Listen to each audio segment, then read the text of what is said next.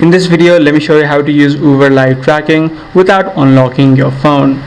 Now, without locking your phone, if you want to get live activities or live updates on your device, then first of all, what you need to ensure is that your location is enabled for the Uber application.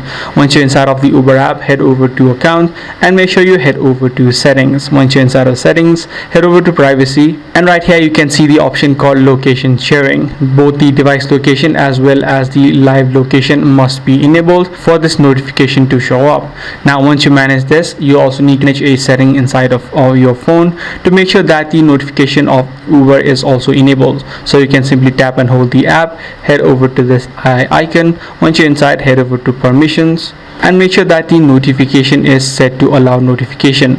By default, this would be toggle off, so make sure you toggle this option on and make sure that the lock screen option is enabled so that even when your screen is locked on your phone, the notification still shows up. So that's exactly on the way how you do it. If this guide video did help you out, be sure to subscribe. I'm going to see you in the next video.